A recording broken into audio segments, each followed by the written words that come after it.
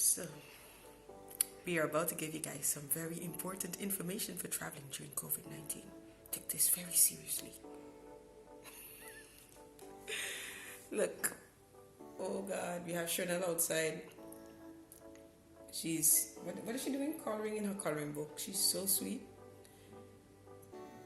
Did you guys hear that? That's my belly. I'm hungry. I think she needs to pee. I think she needs to pee. Yep. And she's knocking on the glass now. Yeah. Yes, didn't I say not to disturb us? I have to go pee. She should hold it. I can't wait. Go to pee. Do snel, meisje.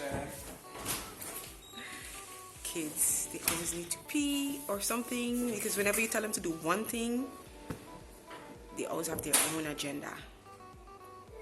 Right? Right. What is she doing there? She's making sounds. I think she's fighting to get her pants down. Oh, I think she's singing. Yeah, she's she's humming. She's singing. She's singing. She always sings though. Yeah. She sings a lot. In the shower, when she's playing. Yeah. We just wait for her to come back out. You done? Yes. Did you wash your hands? Yes. Very good. Very good.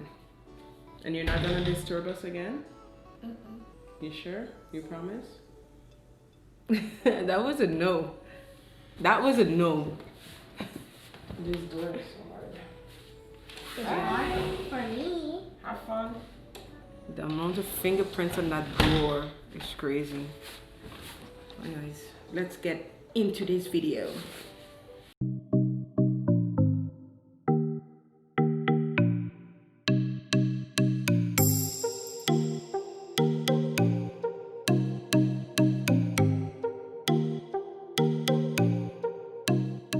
Yeah, so we had to do the PCR test, and guys, And it's very exact. You need to do the PCR, not the antibody test, not the blood test, or whatever else they it have. has to be the PCR. Yeah. And it's tough.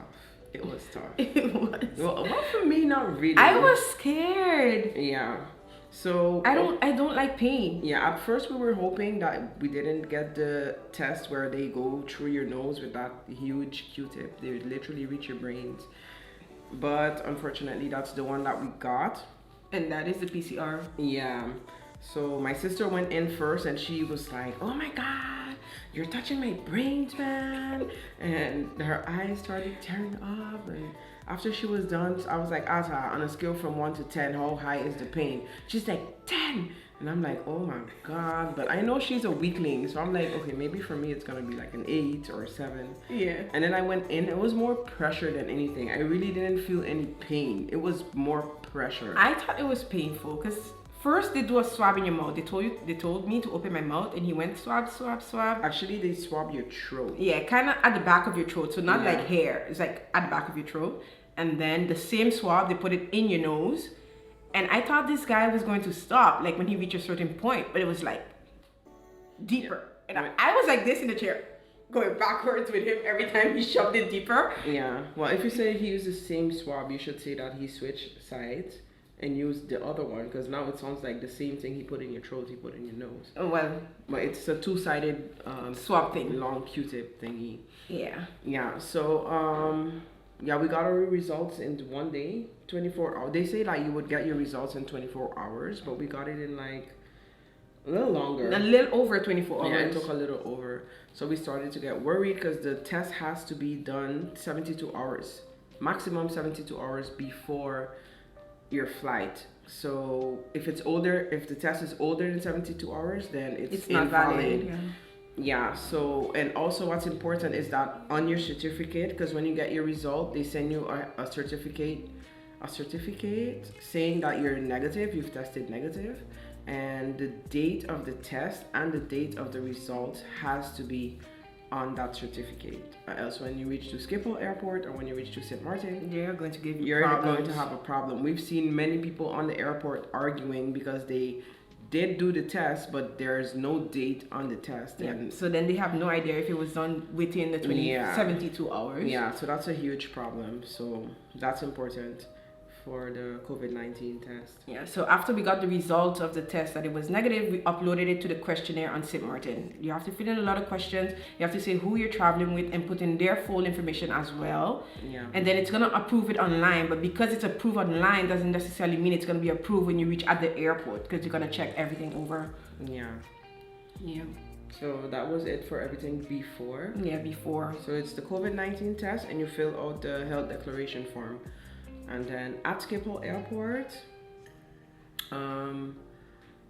okay, let's just talk about everything in general surrounding COVID-19. You have to wear your mask at the airport, but not in every, it's not verplicht, it's not mandatory in every area.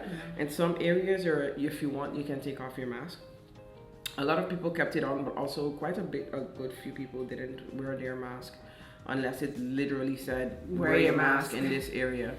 And yeah, so when we got there, we went through the normal process. They advised us from before. They sent us a message saying we should be there 2.5 hours before our flight, even if we checked in online already. Yeah, and normally for international flights you need 2 hours. Yeah, but they advised to come half an hour earlier, and it was actually needed because we didn't even have to wait long before boarding. No, and there weren't any really long lines or anything. It's just the process was lengthened, like the things you had to do. Yeah, and yeah, as we mentioned before, the only thing that we saw changed really was the way they do, like when they're checking your baggage.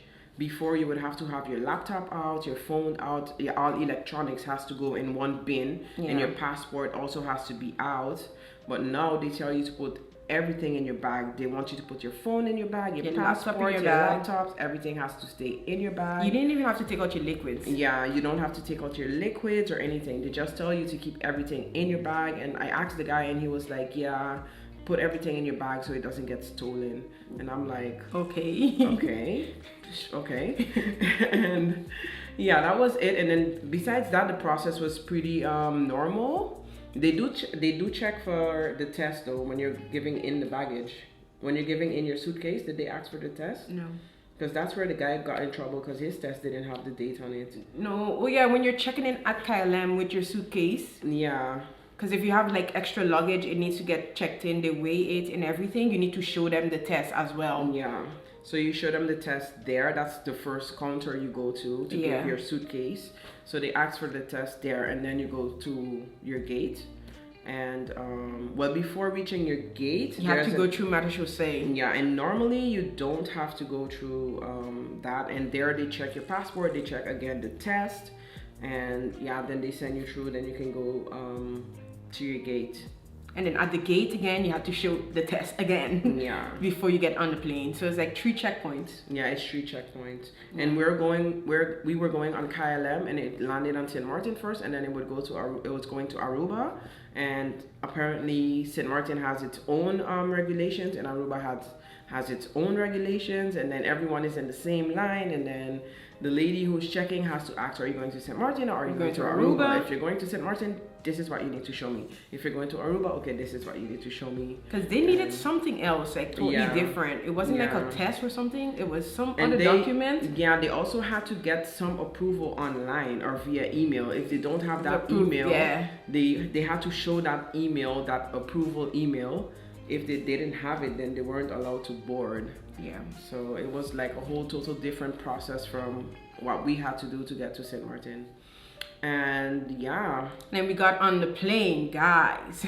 Oh yeah, guys. Oh my God. We saw the line at first. We was like, it's a big plane. I'm sure they keep into the social distancing rules, you know? Yeah. So we were getting ready to get like hella comfortable. Do you know how comfortable it is when there's no one sitting next to you on the plane? Yeah. Even COVID-19 or not, you don't want anyone sitting next to you. It's nicer to not have a stranger next to you on the plane. Because you're like, yeah, I can chill. So we thought, yeah, COVID-19, we're not going to be sitting down next to any strangers. But guys, the plane was ram-packed. Full. To the brim. I think there was 1 empty seat. Yeah. Yeah. And then we all had to share those tiny toilets. But there were extra toilets for some reason. They had like sections where they had toilets to the front and back. It was like, remember before you kind of had to walk all the way to the end of the plane or all the way to the front of the plane to go to the toilet? Yeah. Now they had like in different sections or something. I'm not sure if it was a It's different plane. After every couple of seats, there's like a little toilet. Yeah, so 2 toilets, but still a lot of people because sometimes I had to wait a little bit before somebody came out, and I'm like, who are they sanitizing these doors? Because you have to touch all those things, and so many people. And at one point, this guy in front of us couldn't stop coughing. Yeah. He couldn't stop That coughing. was I was like, oh crazy. my God. And then somebody else started with him. It was 2 of them. They were just, we're like, oh my God, we are gonna catch COVID today. Yeah, that was scary. That was pretty scary because first of all, you're sitting next to people, and trust me, there's no 1.5 meters between those seats. Nope. It's right next to you. So that's already like, what happened to social distancing? Like, come on. And then of course you're required to wear your mask, but then what happened? People have to eat and people are snacking. Some people started snacking even before we got our first meal, or our first snack. We did. We started snacking before we got our first meal. We were hungry. Yeah, when I say people, I mean us. But yeah, so people were snacking, and a lot of people decided they're not gonna wear their mask after eating, or they're not gonna put it on right away after eating, or they just continue eating or drinking, or people are drinking wine.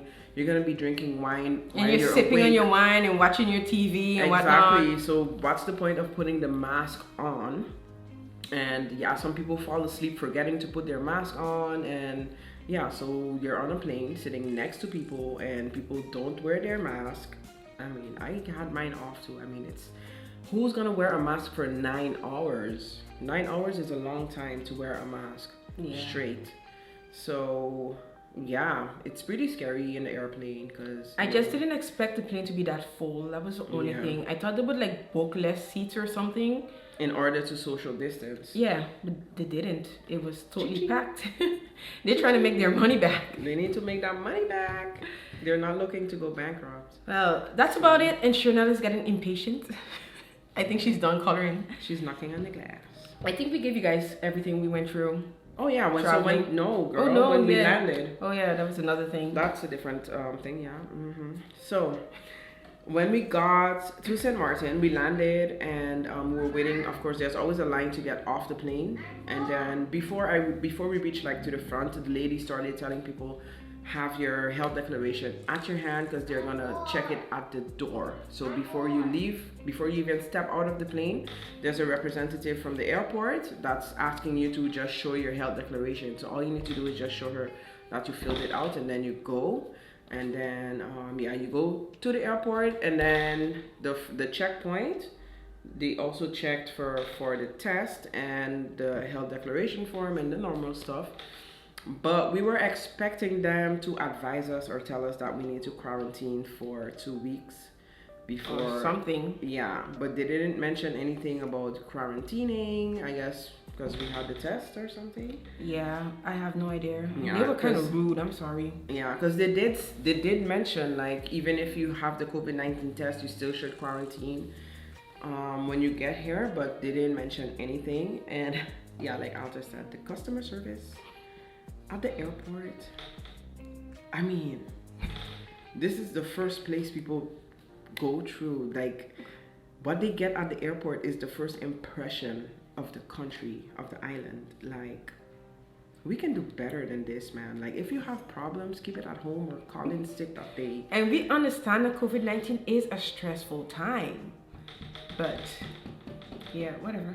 Yeah, we're not gonna go into it, but let's just say they were rude. They were rude. The customer service is not, it's not it. No, it's far from it. Because we haven't been home in years, no? We thought we'd come back home like, hey, the friendly island. To the friendly island, and they were like, and all Get, attitude. and then you like, get, give me a passport. Oh, I can't. With a child. Yeah. At first, Shirna was by the window and she was kind of like leaning up because she couldn't see the lady. And the lady was like, please move back. Don't touch the window or something like that. We was like, okay, Shirna, step back. She was like, tell her she can't touch the window. Tell her she can't touch the window. And we were like, okay. We told her to step back. And then after we gave the passport, Shirna's passport is in her hand, but she can't see Chanel. Where the child? She went, yo, like, okay. She was just here. You literally told her to step back. Dude.